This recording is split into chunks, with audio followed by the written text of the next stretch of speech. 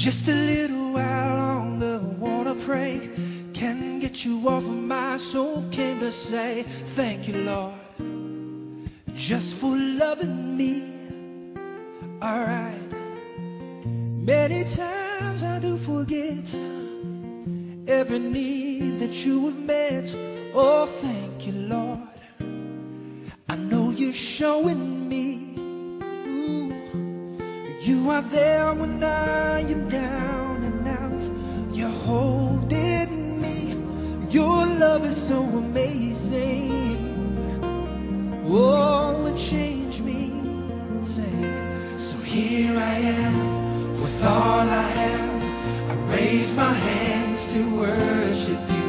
I wanna say thank you, Lord.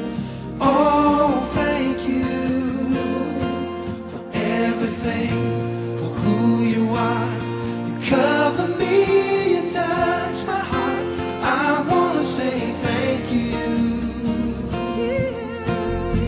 I could have died in sin, but you saved me.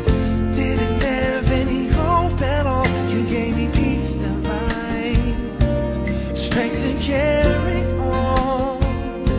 Yeah, I should have been the one to pay, but instead you took my place. Amazing grace, it's more than just a song.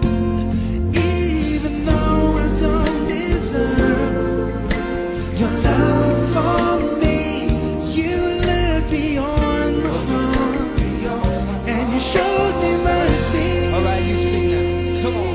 Here I am, with all I have. I raise my hands to worship you.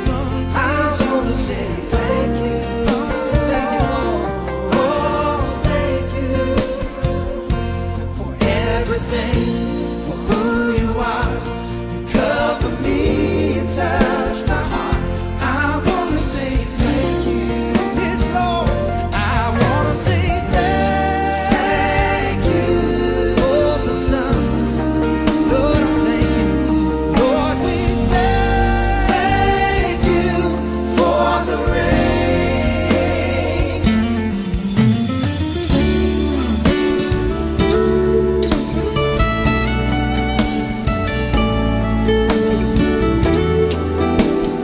So grateful, Lord. Thank you. It's all that I can say. Thank you for the love you gave.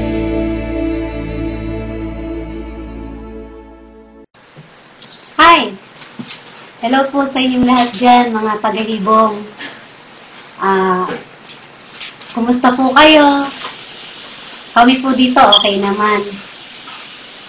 At una sa lahat, nagpapasalamat kami sa mga tagahibong, sa mga kamag-anak ni nanay, sa mga kapatid ni nanay, kaila siyang missing, wala kay siyang missing, kay siyang Aday, kay siyang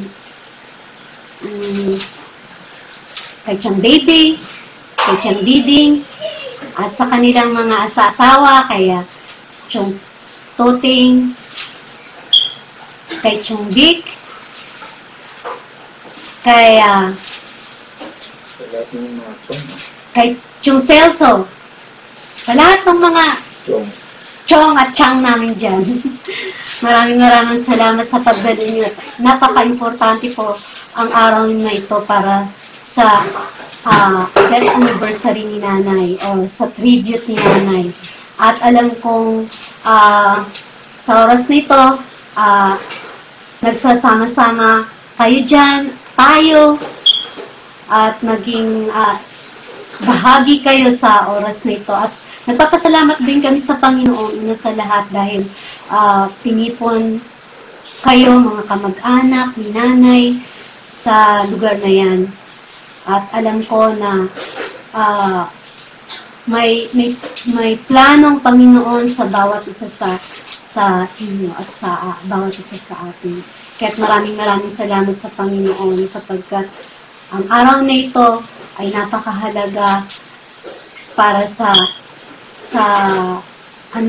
death anniversary ni nanay.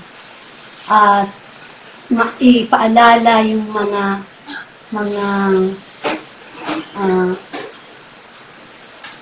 ipaalala yung mga nakaraan ni nanay, mga masasayang bagay na naalala natin para sa nanay ko. Kaya maraming salamat. At maging sa tatay ko, nagpapasalamat ako dahil siya yung unang nagplano nito na magkasama-sama tayo sa oras nito. At bagamat malayo kami, pero sinikap namin na maipaabot ang aming pagbati, ang aming pasasalamat, at ang mga naaalala namin na masasayang bagay para kay nanay. Kaya maraming salamat sa Panginoon at binigyan tayo ng pagkakataon sa oras nito na magkasama-sama sa anniversary ni nanay. Una sa lahat, ang masasabi ko kay nanay,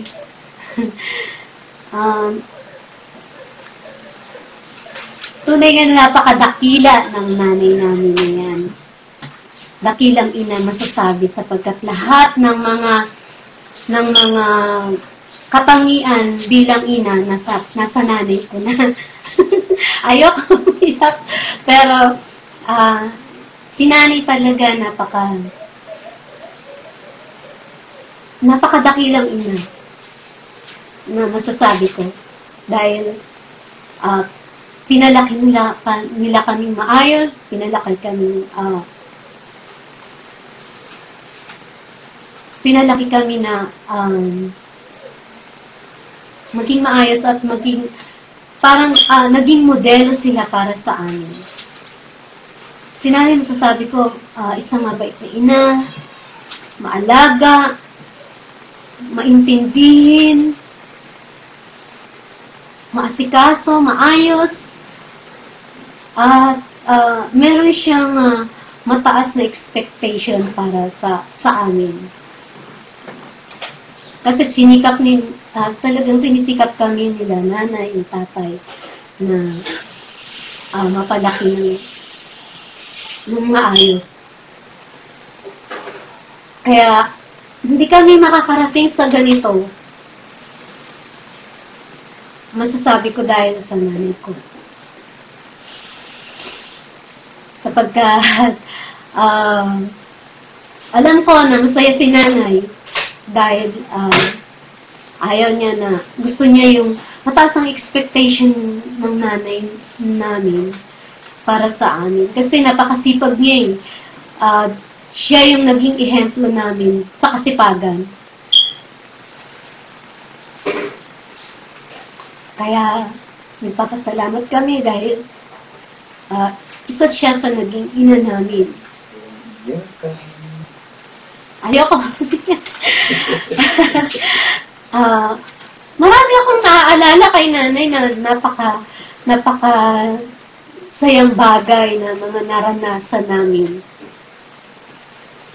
nung nabubuhay pa siya. Pero kung iisa-isahin ko yun, aabutin siguro tayo ng umaga.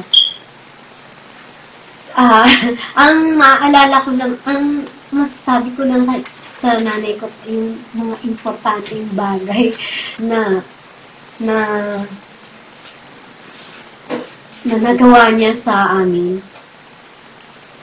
At sa mundong ibabaw na to bago siya bumalik sa Panginoon.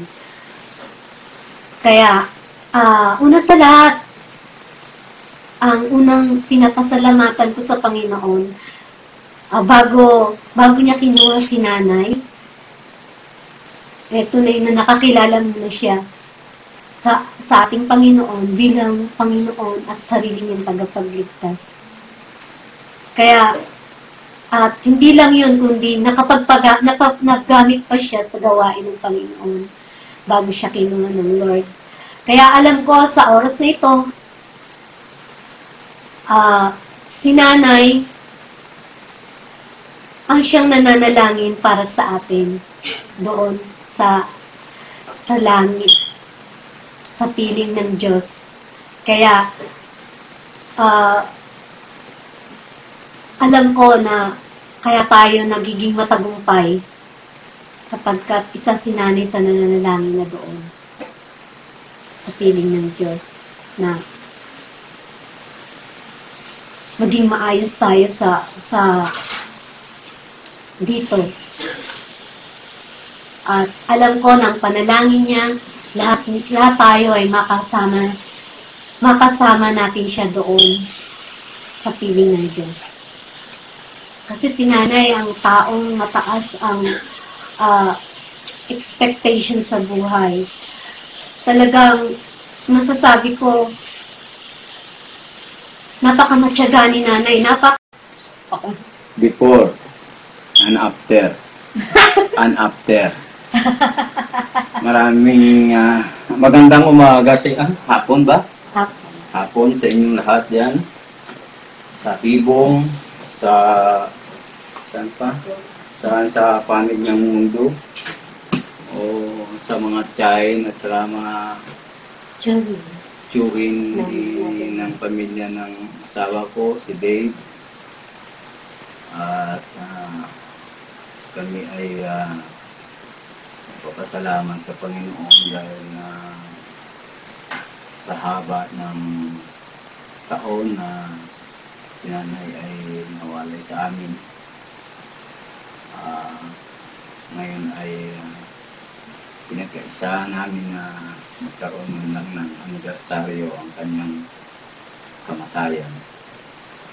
Si nanay ay masasabi ko na mabuting ina, mapagmahal, at marami akong naalala kay nanay. Noong unang sampa ko sa Manila, sa West Avenue, malaking bagay at malaking tulong na ginawa ni nanay sa akin. Pinupok niya ako sa kanyang bahay. Bagamat na sa panahon na yun ay magulong buhay ko. Pero si nanay ay ginamit ng Panginoon na maging maayos ang buhay ko. Dahil noon, si Dave ay siya ang nagbihag ng puso ko.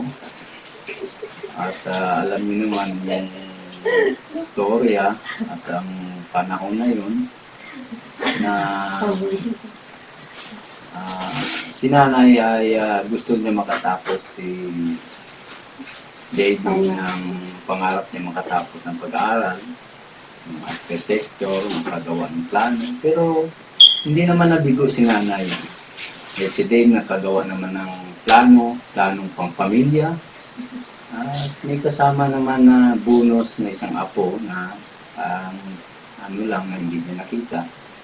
Pero ito isang bagay na nagawa namin na maging maayos ang buhay ng kanyang anak. So ginawa ko, sumipag, at sa tulong ng Panginoon, hindi lamang yun sa aking kakayahan, kundi sa tulong ng Panginoon na ginawa niya sa akin na pagbabagong buhay. Isang source din si nanay na alis ako doon sa buhay na pag-iinom, pag-garilyo. Dahil nahiya din ako dahil anak niya nga na asawa ko nais niya pa sana makatapos. Talagang siguro talagang plano ng Panginoon. Kaming dalawa ni Bali magkaisa sa harapan niya. At alam ko na isang bagay na ginawa sa akin ng Panginoon sa ni nanay, katulong ni nanay, nakapagtrabaho ko sa Philsport. Doon ay na bagong pananaw ko sa tulong din ni nanay, napasok niya ako doon. Tuloy-tuloy na yung pagbabago ng buhay ko. Minsan, malaking bagay din na nangyari sa buhay ko nung malaki pala yung bagay na pag nawala ang nanay sa isang pamilya. Diba? Una sa lahat, wala kayo tagapagluto, wala kayo tapaglinis, wala kayo tagapagsaway. Kasi yung nanay ang nagigiya sa pamilya. Nag-guide siya sa pamilya. Nagiging ilaw siya na maging maayos ang buhay ng isang tahanan. Kaya nung nawala si nanay, ay parang nawala rin ang lahat. Pero ang Diyos pa rin ang nag-aalis. Kasi nga sabi dito sa Ecclesiastes, sa mga ngaral, sa chapter 3, verse 1 up to 8, up to 9, ang lahat ng pangyayari ay sa daigdig ay nagaganap sa panahon tinakda ng Diyos. Ang panahon ng pagkasilang at panahon ng pagkamatay. Ang panahon ng pagtatanim at ang panahon ng pagbubunot ng tanim. Pabunot ng tanim. Ang panahon ng pagpatay at ang panahon ng pagpapagaling. Ang panahon ng paggiba at ang panahon ng pagtatayo. Ang panahon ng pagluha at panahon ng pagtawa. Ang panahon ng pagluluksa at ang panahon ng pagdiriwang. Ang panahon ng pagkatalab at ang panahon ng pagbato at panahon ng pagtitipon sa mga ito. Ang panahon ng pagyayakap, ang panahon ng paglalayo, ang panahon ng paghahanap, at ang panahon ng pagkawala niyon. Ang panahon ng pag-ingat sa isang bagay ng panahon ng pagtatapon, ang panahon ng pagpunit at ang panahon ng pagtahi, ang panahon ng pagtahimik at ang panahon ng pagkasalita, ang panahon ng pagmamahal at ang panahon ng pagkapuot, ang panahon ng digmaan at panahon ng pagkapayapaan, kapayapaan. Ang lahat na ito ay may kapanahonan. Sa oras na yun ay ang buhay ni nanay, nung naalala ko nung siya ay dialysis doon sa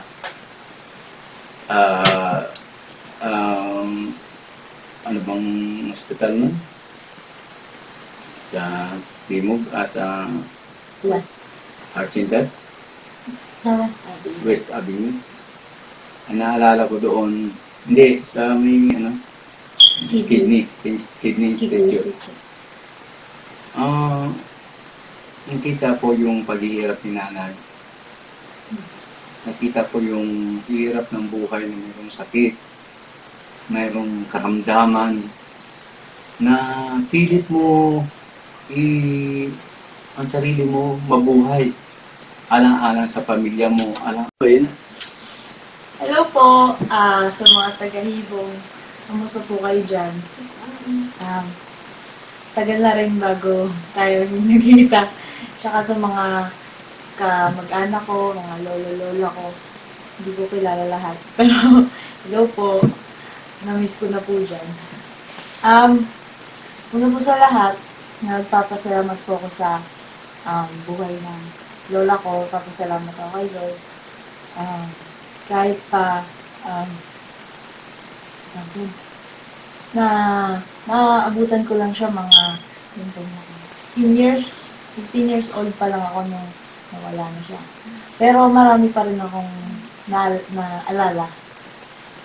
Kahit bata pa lang ako noon, syempre, laro pa nasa isip. Pero, Hanggang ngayon eh. Ha? Hanggang ngayon. Hindi marami ko pinagsamahan ni Lola. Naalala ko dati,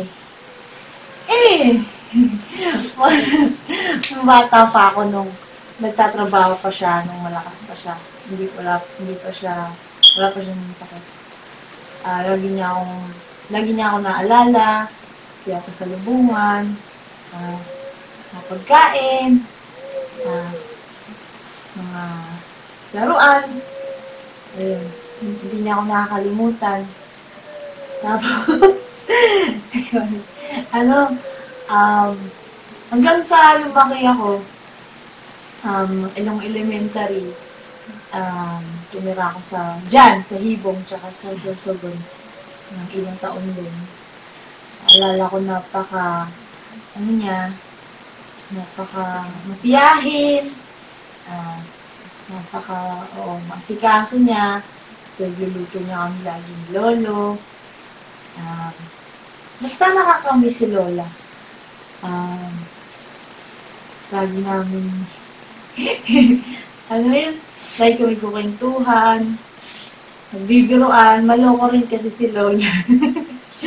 Nagmana siguro ako sa kanya. Ayun. So, tapos, ayun, nakakamiss. Pag nagagalit siya sa akin,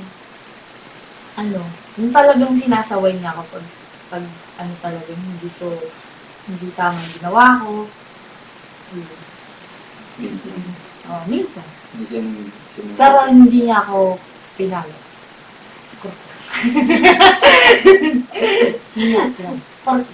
Kasi yung mga hindi ko tama. Pero bata pa kasi ako.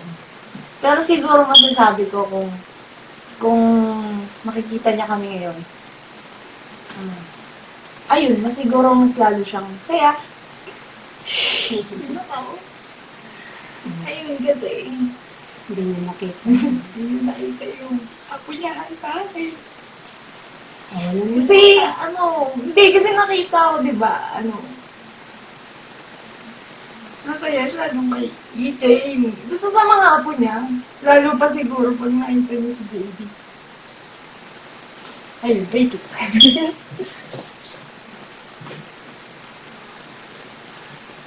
Wait lang daw po. Kukunin yung kanyang bill.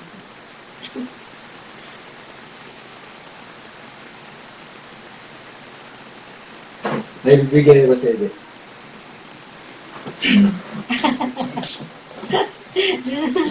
Hi ka, hi! Say hi! Hi! Say hi! Ayan. Chelsea! Say hi! Si Han. Hi! Hi! Hello! Hello! Say hi! Hi! Baby, good sino kaya yun? Ayun. Siguro pag nakita Ito, niyo ito. pa, lalo siya Ito yung paa ni Big Francis. Ayun, no?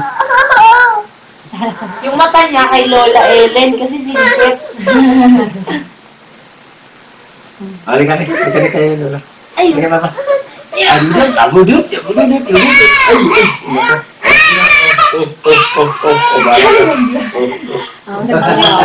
mo na. Ayun nga. Tago.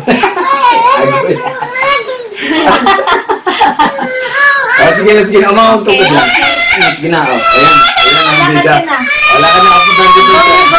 Sige na, wala. Sige na.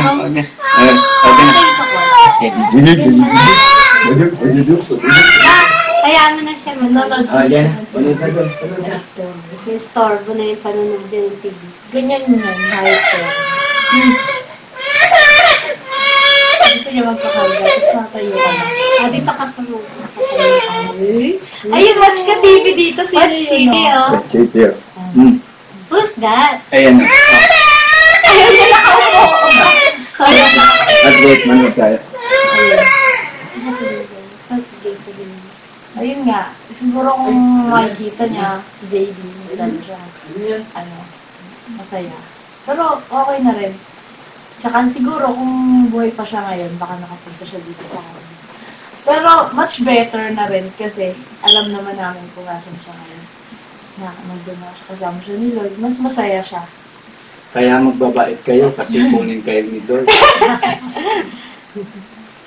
Mas maganda yan pag kinuha kayo ni Lord. Huwag kayo kukunin ni Satanas. Yan lahat ng mga tawag dito, mga pasaway, andun kay Satanas. Pero pag mabait kayo, kunin kayo ni Lord.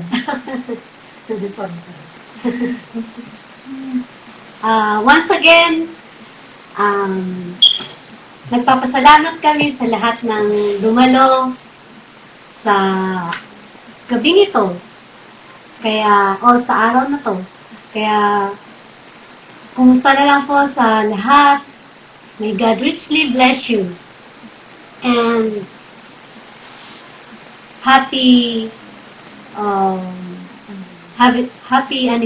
death anniversary kay Nanay. God richly bless you. More blessing, more power. More power, more blessing. Have a great day. Enjoy!